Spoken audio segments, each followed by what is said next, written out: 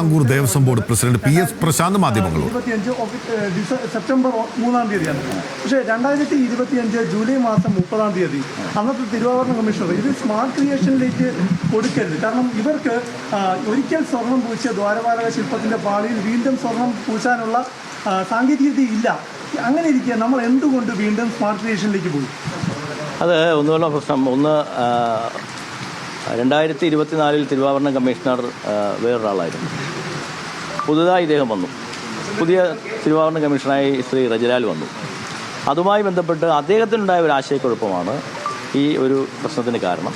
അത് അദ്ദേഹം തന്നെ പിന്നീട് സ്മാർട്ട് ക്രിയേഷനിൽ വിളിച്ച് ബന്ധപ്പെടുകയും ആ ധാരണ പെശകാണെന്ന് വരികയും അതനുസരിച്ച് റിപ്പോർട്ട് ചെയ്യുകയും ചെയ്തു. അപ്പോൾ അതാണ് ആ പ്രശ്നം പോയത്. അതൊക്കെ വെറും സാങ്കേതികമായൊരു പ്രശ്നം മാത്രമാണ്. എന്തു പറഞ്ഞാലും ഈ വിഷയവുമായി ബന്ധപ്പെട്ട് 2024 സ്വർണം പൂശുവാൻ വേണ്ടി ഉണ്ണികൃഷ്ണന് കൊടുത്തു വിട്ടില്ലല്ലോ ഞങ്ങൾ.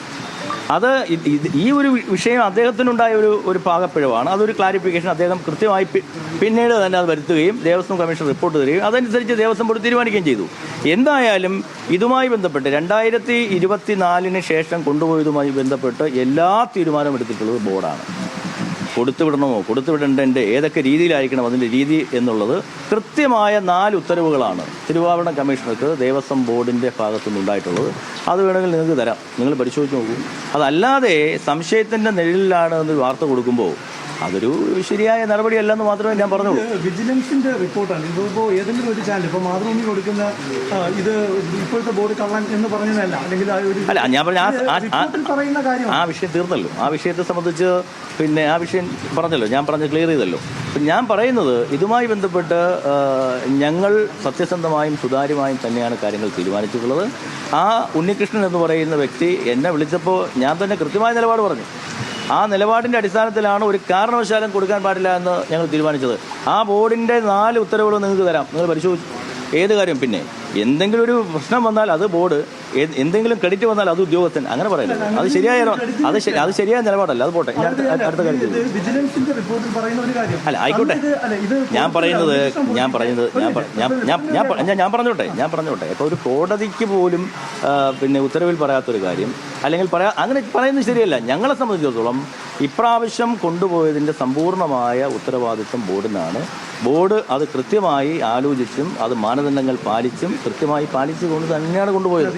വിടരുതെന്നുള്ള നിർദ്ദേശം, അല്ലെങ്കിൽ അങ്ങനെ അത് തടഞ്ഞത് തിരുവാഭരണ കമ്മീഷണറാണ്. വിജിലൻസിന്റെ അല്ല, ഞാൻ പറയുന്നത് അതൊക്കെ പിന്നെ കാര്യങ്ങൾ വരികയല്ലേ. ഒന്ന് ആ ഉദ്യോഗസ്ഥൻ തന്നെ അത് ക്ലാരിഫൈ ചെയ്തിട്ടുണ്ട്. വേണമെങ്കിൽ ഇനിയും അത് അന്വേഷിക്കേണ്ടതേ. ഞാൻ പറയാം, എന്താ നിങ്ങൾക്ക് എത്ര പ്രശ്നം എന്താ? അത് ഇനിയും അന്വേഷിക്കട്ടെ. എല്ലാം ഇതുപോലുള്ള കാര്യങ്ങളെല്ലാം അന്വേഷിക്കാൻ വേണ്ടിയിട്ടല്ലേ SIT വരുന്നത്.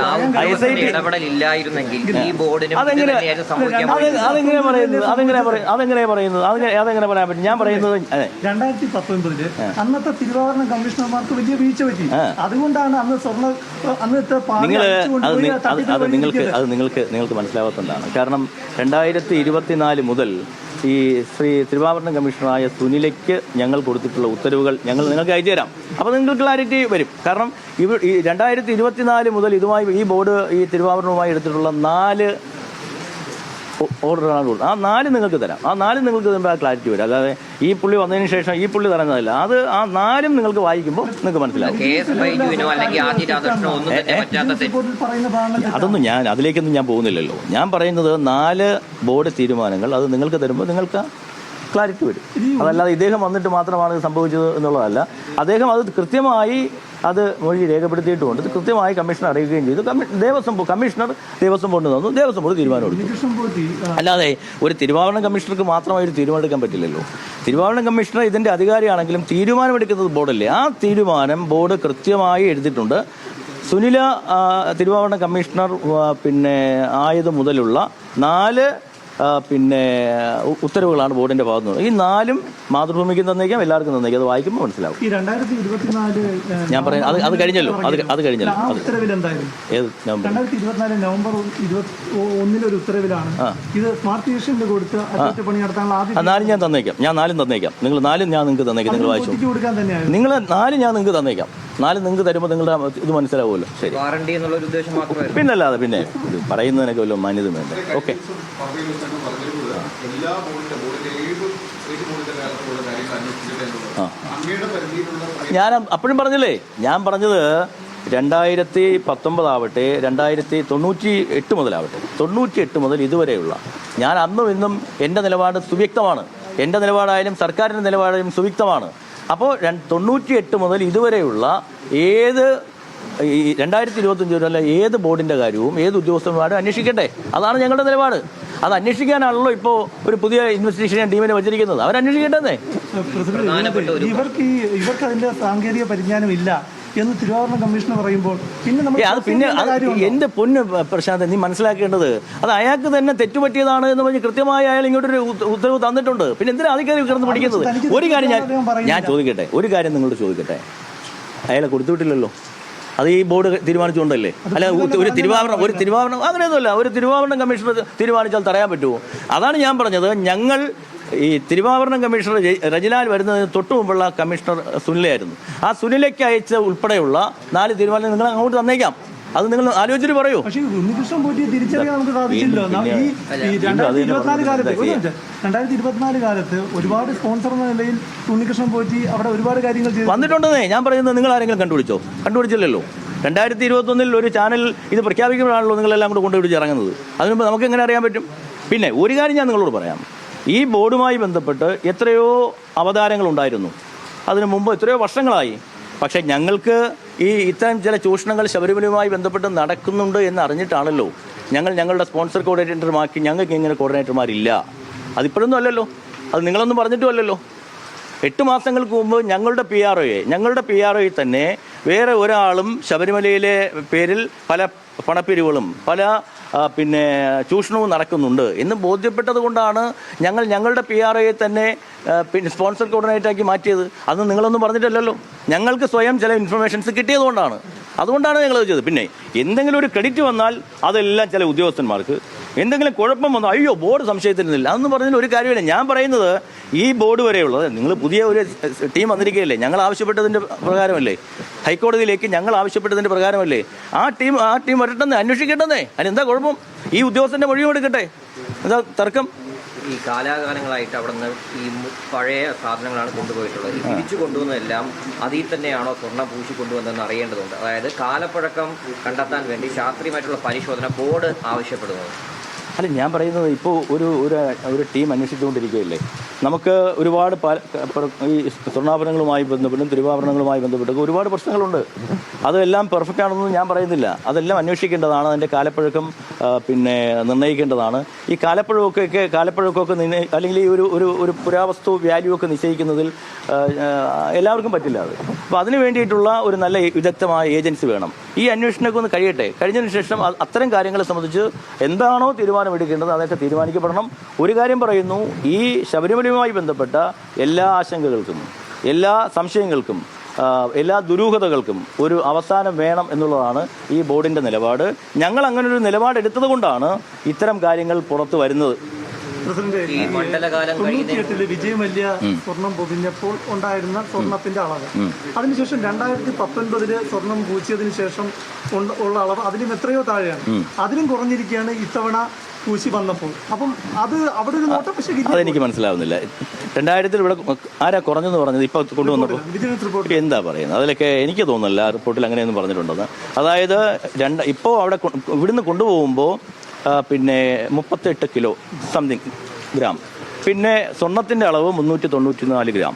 അതിൽ ഞാൻ നേരത്തെ പറഞ്ഞതുപോലെ തന്നെ 14 പാളികളിലായിട്ടായിരുന്നു 38 കിലോ.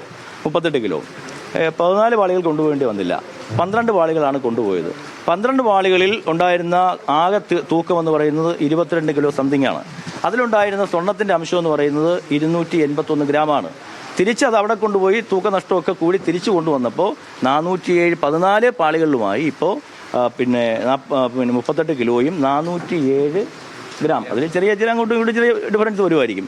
407 ഗ്രാം സ്വർണ്ണം കൊണ്ട് കൂടുതലാണ് വന്നിരിക്കുന്നത്. പിന്നെ അപ്പം ഞാൻ പറയുന്നത്, ഇതിനെ സംബന്ധിച്ച് ഞങ്ങൾക്ക് ഒരു ക്ലാരിറ്റി കുറവുമില്ല. ആ ക്ലാരിറ്റി കുറവുണ്ടെങ്കിൽ, ഇനി അങ്ങനെ ഉണ്ടെങ്കിൽ തന്നെ പുതിയ അന്വേഷണ സമിതി ഏജൻസി പരിശോധിക്കട്ടെ പിന്നെന്താ പ്രശ്നം? സ്പോൺസർ ചെയ്യാമെന്ന് പറഞ്ഞാൽ കൊണ്ടുവരും. ഇപ്പോൾ അതിന് കൂലി കൊടുത്തത് അയ്യപ്പന്റെ ഈ സ്വർണ്ണം ഉപയോഗിച്ചിട്ടാണ് അവർക്ക് കൂലി കൊടുത്തതായി കാണുന്നത്. അയ്യപ്പന്റെ സ്വർണ്ണം തന്നെയാണ് ഇതിനെ തോറ്റി പൂശിയിട്ട് തിരിച്ചു കൊണ്ടുവന്നത്. അപ്പോൾ ഇതെല്ലാം പിടിച്ചെടുക്കണ്ടേ? ഉറപ്പായിട്ടും പിടിച്ചെടുക്കണം. എന്താ സംശയം?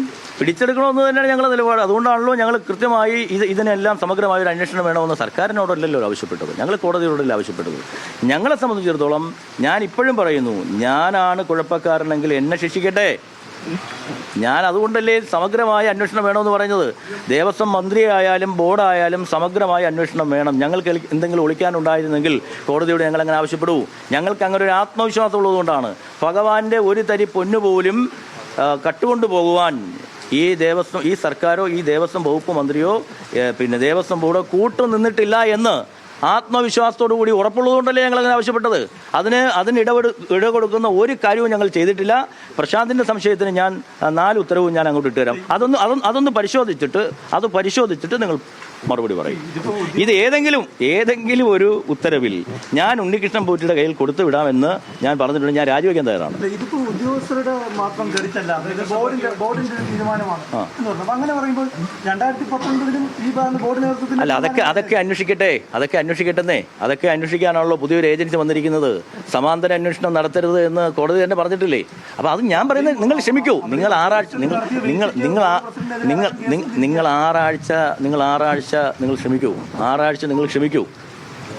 ക്ഷമിക്കൂ. ഇങ്ങനെ സമാന്തര അന്വേഷണവും സമാന്തര വാർത്തകളും കൊടുക്കല്ലേ. നിങ്ങൾ ഭക്തരെ പിന്നെ പരിഭ്രാന്തിയിലാക്കരുതേ. നിങ്ങൾ 6 ആഴ്ച കൂടെ ക്ഷമിക്കൂ. കോടതിയും പറഞ്ഞിരിക്കുന്നത് അതല്ലേ. 6 ആഴ്ച കഴിയുമ്പോൾ ദേവസ്വം പ്രസിഡന്റ് PS പ്രശാന്ത് പ്രതിയാണെങ്കിൽ ശിക്ഷിക്കപ്പെടട്ടെ. അതിനിപ്പോൾ എന്താ കുഴപ്പം?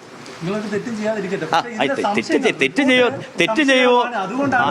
അങ്ങനെയൊന്നുമില്ല, അതൊന്നുമില്ല. അങ്ങനെയൊക്കെ നിങ്ങൾക്ക് ആവശ്യമില്ലാത്ത കാര്യങ്ങൾ നിങ്ങൾക്ക് എങ്ങനെ വേണോ വ്യാഖ്യാനിക്കാമല്ലോ. ഒരു റിപ്പോർട്ട് വരുമ്പോൾ എങ്ങനെ വേണോ വ്യാഖ്യാനിക്കാമല്ലോ. ആ വ്യാഖ്യാനമൊക്കെ ആയിക്കോട്ടെ. പക്ഷെ ആ വ്യാഖ്യാനങ്ങളൊന്നും ശരിയല്ല. അതിനെ സംബന്ധിച്ചിടത്തോളം 4 ഉത്തരവുകളാണ് ഈ ബോർഡ് ഇറക്കിയിട്ടുള്ളത്. ആ 4 ഉത്തരവിലും കൃത്യമായ നിലപാടാണ് ബോർഡ് ഒരേ നിലപാടാണ് എടുത്തിരിക്കുന്നത്. അതിൽ പുതുതായി വന്ന ഉദ്യോഗസ്ഥരുണ്ടായ ഒരു കൺഫ്യൂഷൻ മാത്രമാണത്. അത് കൃത്യമായി അത് മാറി എന്ന് രണ്ടാമത്തെ കത്തിൽ കമ്മീഷണർക്ക് അയച്ചു കൊടുക്കുകയും കമ്മീഷണർ ആ തീരുമാനം ഞങ്ങൾക്ക് അയക്കുകയും ഏറ്റവും ഒടുവിൽ കൃത്യമായ ഉത്തരവാണ് ഇറക്കിയിട്ടുള്ളത്. ഈ ഉത്തരവിലൊന്നും ഒരു ക്ലാരിറ്റി കുറവും ബോർഡിനും ഇല്ല, ഉദ്യോഗസ്ഥന്മാർക്കും ഇല്ല. അല്ല, പോറ്റിക്ക് ഉള്ളിൽ കൊടുത്തുവിടരുതെന്നുള്ള എൻ്റെ നിർദ്ദേശം തന്നെയായിരുന്നു. എന്താ സംശയം? ഞാൻ ആത്മവിശ്വാസത്തോട് പറയുകയാണ്. അദ്ദേഹം എന്നെ വിളിച്ചപ്പോൾ ഞാൻ ഒരു കാരണവശാലും തരാൻ പറ്റില്ല എന്ന് പറഞ്ഞു. അദ്ദേഹം എന്നോട് ചോദിച്ചത് സാർ ഞങ്ങളത് കൊണ്ടുപോയിക്കോളാം. ഞാൻ സ്പോണ്ടേനിയസ് ആയിട്ട് ചോദിക്കുകയാണ്, അതെങ്ങനെ തരാൻ പറ്റും? ഇത് കേക്ക് വെക്കാൻ ഞാൻ പറഞ്ഞു, അതെങ്ങനെ കൊടുത്തുവിടാൻ പറ്റും? ഇത് ദേവസ്വം ബോർഡിൻ്റെ ഒരു സ്വത്തല്ലേ എന്ന് ചോദിക്കുന്നു. അപ്പോൾ പുള്ളി പറഞ്ഞാൽ കഴിഞ്ഞ പ്രാവശ്യവും ഞങ്ങളിലാണ് തന്നുവിട്ടത്. ഇങ്ങനെ കഴിഞ്ഞ പ്രാവശ്യം അങ്ങനെ ആയിരിക്കും, പക്ഷേ ഇപ്രാവശ്യം അങ്ങനെ തരാൻ പറ്റും. നിങ്ങളങ്ങോട്ട് വന്നേക്കൂ. ഞങ്ങളുടെ ഉദ്യോഗസ്ഥന്മാരുടെ ചിലവൊന്നും വഹിക്കാൻ എനിക്ക് മാർഗ്ഗമില്ല. നിങ്ങൾ ഉദ്യോഗസ്ഥന്മാരുടെ ചിലവ് എന്തിനാണ് വഹിക്കുന്നത്? നിങ്ങൾ വഹിക്കേണ്ട കാര്യം എന്താ? അത് ഡിപ്പാർട്ട്മെൻറ്റ് നോക്കുമല്ലോ എന്ന് പറയുകയും അതനുസരിച്ചാണ് ഞങ്ങൾ മുന്നോട്ട് പോവുകയും ചെയ്തത്. അതിൽ ഞങ്ങൾക്കൊരു ക്ലാരിറ്റി കുറവുമില്ല. ഈ പറഞ്ഞ അതേ കാര്യം തന്നെ നമ്മുടെ ചർച്ചയിൽ താങ്കൾ വിശദീകരിച്ചിട്ടുണ്ട്.